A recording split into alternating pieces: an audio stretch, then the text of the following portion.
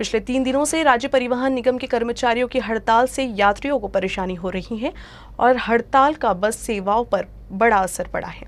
दिवाली के बाद यात्रियों की संख्या में इजाफा हुआ है। हालांकि इस समय बस सेवा बंद होने से यात्रियों की चिंता भी बढ़ गई है। आज भी जिले के कई ग्रामीण क्षेत्रों में बैंक, अस्पताल और चिकित्सा सुविधाएं जैसे बुनियादी सेवाएं उपलब्ध नहीं है। इसलिए ग्रामीण क्षेत्रों के नागरिकों को तहसील में आना पड़ता है। राज्य परिवहन निगम की बस सेवा यात्रा के दौरान बुजुर्गों और बच्चों को विशेष छूट प्रदान करती है। इसीलिए उन्हें शहर जाने के लिए एक निश्चित राशि का भुगतान करना पड़ता है। लेकिन बस सेवा बंद है और उन्हें निजी वाहनों से आना पड़ता है। बसों के बंद होने से निजी वाहनों को यात्रा के लिए अधिक भुगतान करना पड़ता है। स्थिति पर नियंत्रण के लिए दिवाली के बाद लगभग सभी स्कूल और कॉलेज फिर से खुल जाएंगे। सेवा बंद होने से एक बड़ी समस्या पैदा हो गई है। आमची एकच मुख्य मागणी आहे की आम्हाला महाराष्ट्र शासनात विलीनीकरण करून घ्यावं एस टी महामंडळाच्या सर्व कर्मचाऱ्यांना, एवढीच आमची एक मागणी आहे। जिथपर्यंत आमच्या मागण्या पूर्ण होत नाही तिथपर्यंत आमचा संप सुरूच राहील। तुम्हाला हायकोर्टाने सुद्धा फटकारलं आहे की हे चुकीचं आहे, यावेळी आंदोलन करणं काय सांगा? फक्त एवढ्या वेळेत चुकीचं आहे का हे? याच्या अगोदर आमच्या हायकोर्टानं सांगितलं होतं का 7 तारखेपर्यंत आमचे पगार देण्यात यावे। 7 तारखेपर्यंत आमचे पगार देण्यात आलेले नाही। कधी 20 तारीख होते, 23 होते, 27 होते, कधी कधी महिना पण चालला जातो। त्यावर ते हायकोर्टाने निर्णय द्यावा ना पहिले। आम्ही आमचा संप सुरूच ठेवला। जिथपर्यंत आमच्या मागण्या पूर्ण होत नाही तिथपर्यंत आम्ही आमचा संप सुरूच ठेवणार आहे। एसटी कर्मचारियों की हड़ताल से एसटी सेवा बाधित है। यही वजह है कि जिले में अवैध यातायात परिवहन ने गति पकड़ ली है, जिससे निजी चालकों द्वारा यात्रियों से मनमाना किराया वसूला जा रहा है। राज्य परिवहन विभाग के एसटी कर्मचारियों द्वारा आहूत हड़ताल से अमरावती जिले में सार्वजनिक परिवहन व्यवस्था पूरी तरह से चरमरा गई है। जिले में सभी डिपो बंद होने से एसटी सड़क से गायब हो गई हैं। ऐसे में यात्रियों को यात्रा करने के लिए निजी वाहनों का सहारा लेना पड़ रहा है।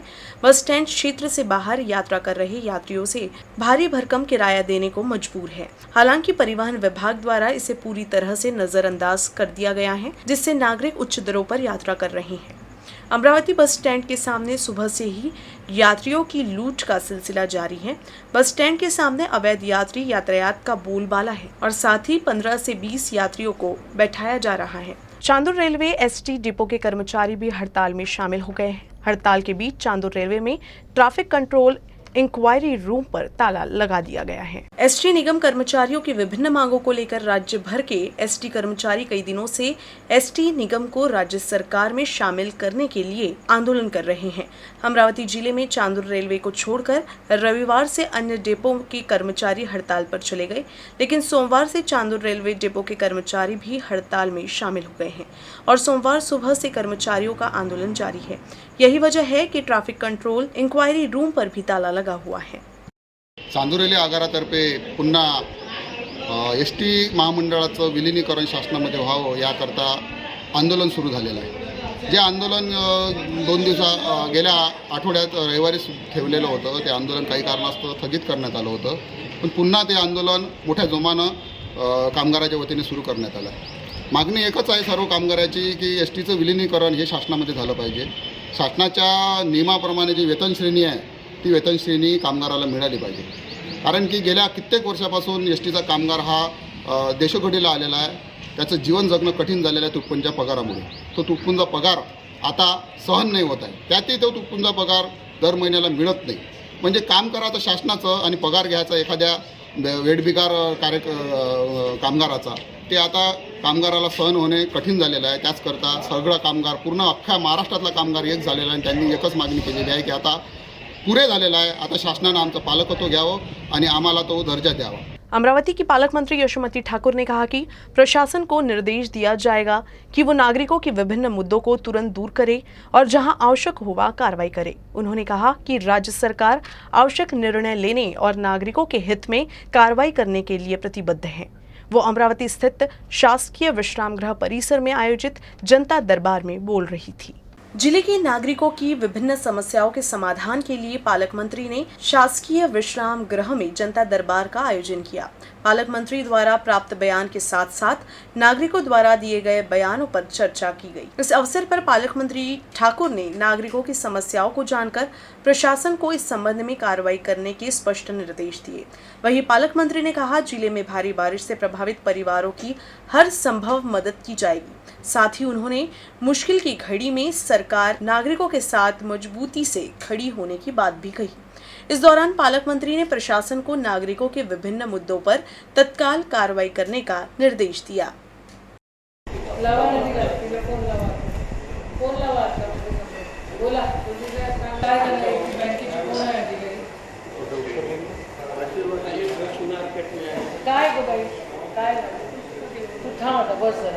इथे नाही कौन नहीं दे रहा था? नीचे किनका है? क्या नाम है काका आपका?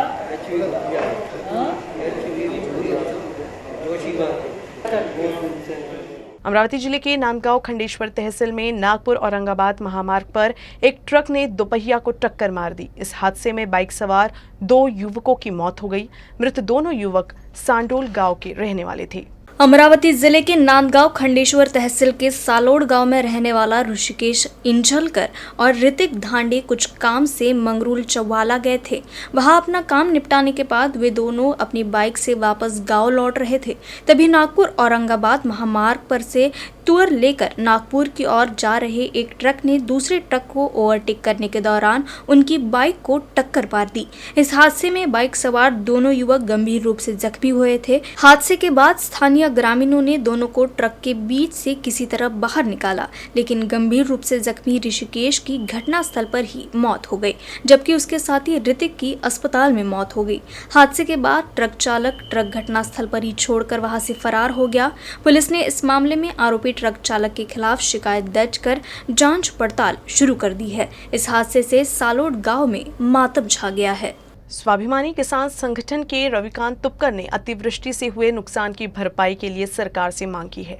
अमरावती में पत्र परिषद में उन्होंने कहा कि बेमौसम बारिश से किसानों को भारी नुकसान हुआ है, लेकिन सरकार ने किसानों के लिए अल्प सहायता की घोषणा की, जिस वजह से इस साल का खरीफ सीजन उनके हाथ से निकल गया, लेकिन किसान रबी का मौसम अपने हाथ से जाने न दे। तुपकर ने कहा कि अगर बिजली विभाग का कोई भी कर्मचारी रबी सीजन के समय कृषि पंपों की बिजली काटता है तो उसकी खैर नहीं है।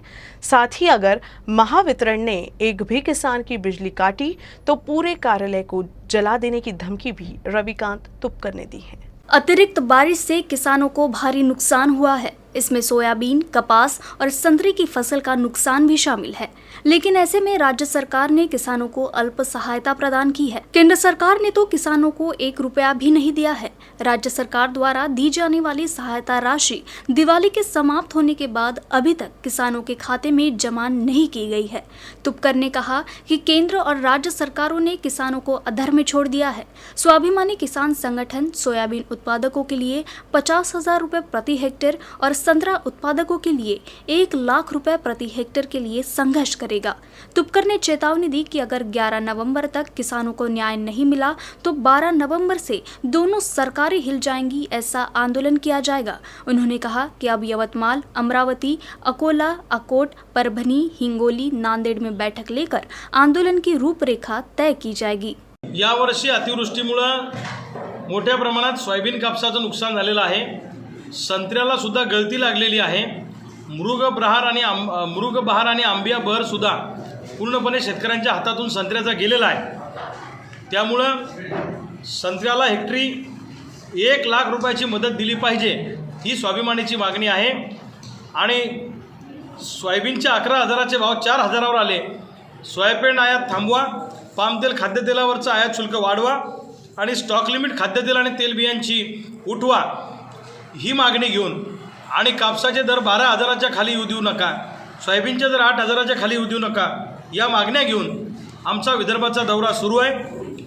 11 तारखेपर्यंत केंद्र आणि राज्य सरकारनं सोयाबीन कापूस उत्पादक आणि संत्रा उत्पादक शेतकऱ्यांचा निकाल लावला नाही किंवा त्यांना न्याय दिला नाही तर 12 नोव्हेंबरपासून विदर्भ, मराठवाडा आणि खानदेशामध्ये मोठं आंदोलन होणार आहे। आंदोलनाचा वणवा पेटेल। केंद्र आणि राज्य सरकार हादरवणारं हे आंदोलन असणार आहे। जसं ऊसाचं आणि दुधाचं आंदोलन दरवर्षी होतं त्या धर्तीवर सोयाबीन कापूसवाल्यांचं आणि संत्र्याचं आंदोलन होणार आहे. सोयाबीनवाले शेतकरी 50% आहेत महाराष्ट्रामध्ये, तरीसुद्धा संघटित नाही. या सोयाबीन कापूस आणि संत्रा उत्पादक शेतकऱ्यांची वज्रमूठ काय असते ही एकदा आम्हाला दाखवून द्यायची आहे आणि राजू शेट्टी साहेबांच्या नेतृत्वाखाली हे आंदोलन सबंध महाराष्ट्रामध्ये होईल. आज अमरावतीचा दौरा झाला, सगळ्या सोयाबीन कापूस पट्ट्याचा मी सुद्धा दौरा करणार आहे. महावितरणचे कनेक्शन कापायचा कार्यक्रम सुरू आहे. महावितरणनं कनेक्शन कापणं शेतकऱ्याचे थांबवले नाही तर महावितरणचं कार्यालय सुद्धा पेटवायला आम्ही मागे पुढे पाहणार नाही, ही आमची भूमिका ठरलेली आहे. विदर्भ में किसानों ने खरीफ सीजन खत्म होने के बाद अब रबी सीजन की बुआई शुरू कर दी है. ऐसे में बेमौसम बारिश से नमी के कारण मिट्टी में फंगस की संभावना से इनकार नहीं किया जा सकता. लिहाजा कृषि विभाग ने बीज प्रक्रिया के बाद ही बुआई करने की अपील की है.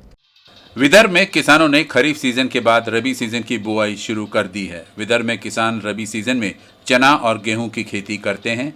अमरावती जिले में सोयाबीन की फसल के दौरान बेमौसम बारिश के कारण केवल किसान ही पीड़ित थे. अब किसान रबी सीजन में अधिक पैदावार की उम्मीद कर रहे हैं. खरीफ सीजन में बेमौसम बारिश के कारण खेत बहुत गीला रहता है, इसीलिए भारी बारिश के कारण किसानों को बुआई से पहले बीज को संशोधित करने का आह्वान किया गया है. सोयाबीनचं जे क्वालिटी डिटोरिएट झालेली आहे याचं प्रमुख कारण म्हणजे सोयाबीन जेव्हा कापणीला होतं किंवा कापणी करून ठेवलेलं होतं अशा स्थितीत सोयाबीनला पावसामुळे जे नुकसान झालं, म्हणजे ज्याला आपण म्हणतो गुणवत्ता, जी धान्याची गुणवत्ता खालावलेली गेली होती. कारण जर सोयाबीन भिजलं कापून ठेवल्यानंतर तर त्याच्या गुणवत्तेवर निश्चितच वाईट परिणाम होतो. म्हणून आपल्याला हरभऱ्यावरही असं होईल आता हे प्रेडिक्ट सध्याच करता येणार नाही, कारण निसर्ग काही कोणाच्या हातचा नाही. कारण खरीप रब्बीमध्ये सुद्धा आपल्याकडे पाऊस किंवा गारपीटसारखे असे नुकसान भविष्यातही होऊ शकतात, परंतु असं होईल की नाही हे आज आपल्याला प्रेडिक्ट करता येणार नाही. त्याच्यात आपल्याला हरभऱ्याला जमीन तयार करणं आवश्यक आहे, महत्त्वाचं. आणि सध्या ओल जास्त असल्यामुळे आणि जमीन तयार करण्याची प्रक्रिया शेतकऱ्यांच्या लेवलला फार मोठ्या प्रमाणात आणि म्हणजे ज्याला आपण अभियान स्वरूपात सुरू आहे. तर अशा परिस्थितीत शेतकऱ्यांनी बीज प्रक्रिया करणे, कारण मी पुन्हा यासाठी सांगतो आहे की बीज प्रक्रिया करूनच पेरणी केलं पाहिजे. जसं आपण पोलिओचा डोस लहान बाळांना देतो किंवा लहान मुलांना देतो, तसं बीज प्रक्रिया करून जर पेरलं तर आपल्याला ज्या वेगवेगळ्या बुरशीमुळे किंवा मर रोगासारखा जो प्रादुर्भाव आहे तो टाळता येऊ शकतो. प्रदेश में आदिवासियों को किराना वितरण करते हुए उनके साथ ठगी की गई और प्रत्येक किट के 700 रुपए का गबन किया गया. ये आरोप भाजपा नेता डॉक्टर अनिल बोंडे ने लगाया है. बोंडे ने आदिवासी भोजन की चोरी करने वालों के खिलाफ कार्रवाई की मांग की है. संपूर्ण महाराष्ट्रामध्ये 10.5 लाख आदिवासींना खावटीचं अनुदान वाटप करण्यात आलं आणि त्यामध्ये 2000 रुपये रोख आणि 2000 रुपयाचा किराणा वाटप करण्यात आला. परंतु या 2000 रुपयाच्या किराण्याची किंमत ही फक्त 1000 रुपये आहे आणि तोही अतिशय निकृष्ट दर्जाची डाळ, निकृष्ट दर्जाचा वाटाणा, निकृष्ट दर्जाचे चणे याप्रमाणे असा किराणा वाटप करण्यात आला. म्हणजे वाटाणा असा आहे का 4 दिवस शिजवायला लागतो. साखर 3 किलो लिहिली पण 2च किलो दिली आणि त्यामुळं प्रत्येक आदिवासी कुटुंबाच्या माध्यमातून 1000 रुपयाची चोरी करण्यात आली. म्हणजे 210 कोटी रुपयाचा भ्रष्टाचार आदिवासी मंत्री ॲडव्होकेट के.सी. पाडवी आणि राज्यमंत्री प्राजक्त तनपुरे यांनी केला. यांना मुख्यमंत्र्यांनी ताबडतोब बडतर्फ करावं. ज्यांनी आदिवासीच्या ताटामधलं अन्न चोरलेलं आहे अशांवर तातडीनं कारवाई करावी. यासाठी आम्ही जिल्हाधिकाऱ्याकडे, राज्यपालाकडे, मुख्यमंत्र्याकडे जातो. अमरावती शहर के फ्रजरपुरा में कोविड टीकाकरण शिविर का आयोजन किया गया. जिला कलेक्टर पवनीत कौर और नगर आयुक्त प्रशांत रोड़े ने शिविर स्थल का दौरा किया. जिला कलेक्टर पवनीत कौर और नगर आयुक्त प्रशांत अरोड़े ने उपस्थित सभी नागरिकों को टीकाकरण के लिए शुभकामनाएं दी। जिला कलेक्टर पवनीत कौर और नगर आयुक्त प्रशांत अरोड़े ने विशेष रूप से निगम के कर्मचारियों की ईमानदारी से अपने कर्तव्यों का पालन करने के लिए सराहना की। इस स्थान पर पहली खुराक लेने वाली बड़ी संख्या में महिलाएं थी। आशा कार्यकर्ताओं और सामाजिक कार्यकर्ताओं ने नागरिकों को खुराक लेने के लिए प्रोत्साहित किया, जिसे खूब सराहा गया। इस कैंप में 190 नागरिकों का टीकाकरण किया गया। इस अवसर पर जनसंपर्क अधिकारी भूषण पुसादकर, डॉक्टर जयदीप देशमुख, प्रफुल्ल चौहान, संध्या चारपे, आशा कार्यकर्ता इस्माइल लालूवाले, सचिन दाके और कर्मचारी उपस्थित थे। थोड़ा बताएंगे क्या कर रहे थे आप? डर लगता था? डर लगता था। तो अभी कैसे डर हट गया? अभी डर हट कैसे गया?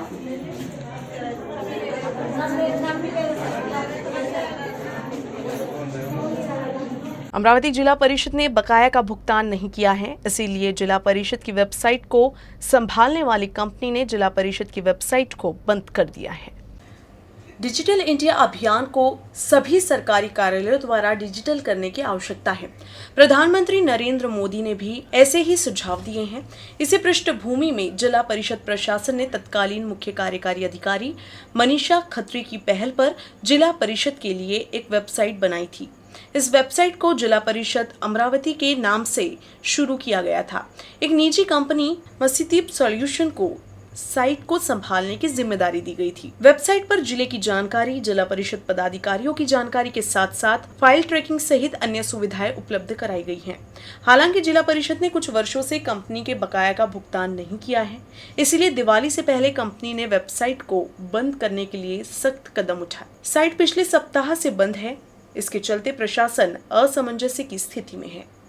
अमरावती जिले के भातकुली तहसील के वठोडा शुल्केश्वर में एक बंदर को आखिरकार पकड़ लिया गया। बंदर के पकड़े जाने के बाद ग्रामीणों ने राहत की सांस ली है। भातकुली तहसील के बठोडा शुल्केश्वर में पिछले एक महीने से बड़ी संख्या में बंदरों की तादाद बढ़ रही है। ग्राम पंचायत सरपंच ने वन विभाग को बंदरों की देखभाल के निर्देश दिए थे।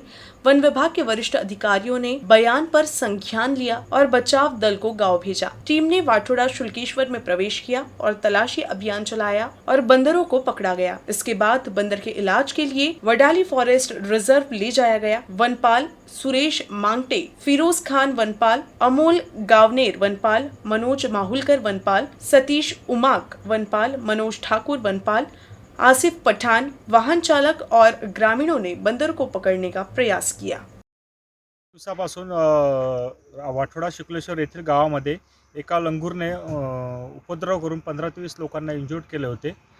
त्याला तर ग्रामपंचायत येथील सरपंच साहेबांनी आणि गावकऱ्यांनी अमरावती विभाग येथे अर्ज करून सदर लंगूरला जेलबंद करण्याची मागणी केली होती। त्यानुसार माननीय उपवन संरक्षक श्री चंद्रशेखर बाला IFS व ज्योती पवार सहायक वन संरक्षक अमरावती वन विभाग यांनी सदर लंगूरला जेलबंद करण्याचे आदेश दिल्यानंतर अमरावती रेस्क्यू टीमने आज रोजी वाठोडा शुक्लेश्वर येथील लंगूरला माननीय श्री पावडे सर पशुवैद्यकीय अधिकारी यांच्या उपस्थितीत बंदद्वारे बेशुद्ध करून जेलबंद केले। सदर लंगूरला अमरावती वन विभाग रेस्क्यू टीम ही काही दिवसासाठी उपचाराकरिता वडाडी येथे वन्य प्राणी संगोपन केंद्र येथे ठेवत आहे। न्यूज रूम से बस इतना ही। खबरों का सिलसिला यूं ही चलता रहेगा। आप देखते रहिएगा UCN न्यूज अमरावती।